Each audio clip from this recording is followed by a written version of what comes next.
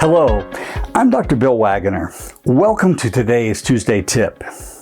Today I want to walk you through a recent general anesthesia case that required extensive treatment.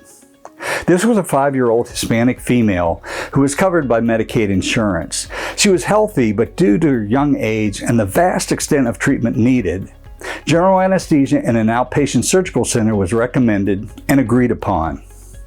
Now I'm going to jump right in and show you the clinical photographs and the radiographs and discuss how I proceeded to restore the maxillary arch.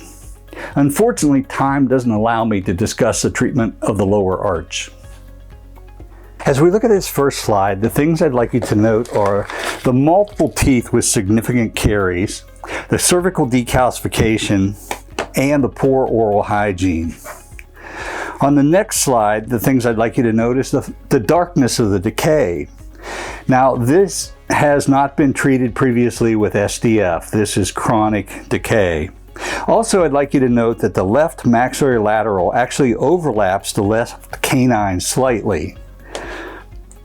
On our next slide, besides the notable carious lesions, I'd like you to notice the crowding of the lower incisors. Everything about this mouth says that there's a deficit of space. Now, these signs of crowding make ZR crowns a bit more challenging because there's little ability to adjust or reshape ZR crowns to fit in diminished spaces. Next, we can see the maxillary occlusal, and I want to tell you that all these x-rays were actually taken in the office on the child, so they're not wonderful x-rays, but they show what they need to show us. We can see here the teeth are vital, but the lack of space is evident. On the lower occlusal, I want you to note that there's interproximal caries on the lower incisors, and I'm just going to tell you now that we actually just treated those by disking interproximally. Here we have a right side bite wing. You can see a lot of caries throughout the posterior region on every tooth that we can see. Here's the left bite wing. The child didn't bite down well, but we can still see lots of caries on the maxillary arch. Here we have a periapical of tooth K. Again, caries, very noticeable. Here we can see that there's actually a furcation involvement on tooth T with caries on the other molars and canines as well. Now, I want to just kind of walk you through restoring the maxillary arch. My decision was to do ZR crowns from canine to canine and stainless steel crowns on the 4 molars. Due to the hardness of this chronic decay, no pulpotomies were needed anywhere in the maxillary arch. Now, I found that when I'm restoring molars with stainless steel crowns and canines with ZR crowns, it's always easiest for me to fit and cement the canines prior to doing the stainless steel crowns. The reason is stainless steel crowns can always be adjusted to fit available space, while the only way to adjust a ZR crown is to do more tooth reduction and fit a smaller crown.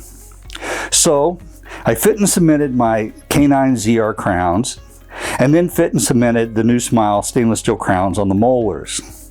I did have to use my Howe pliers to squeeze the first primary molars mesial distally to get a better fit, but that was easy enough to do.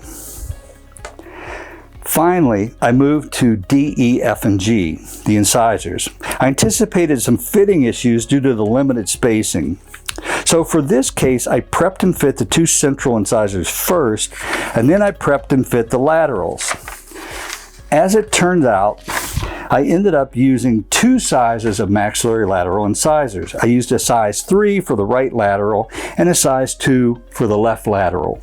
However, I want you to note that even with the size 2 on the left lateral, there was still slight overlap of the lateral and the canine.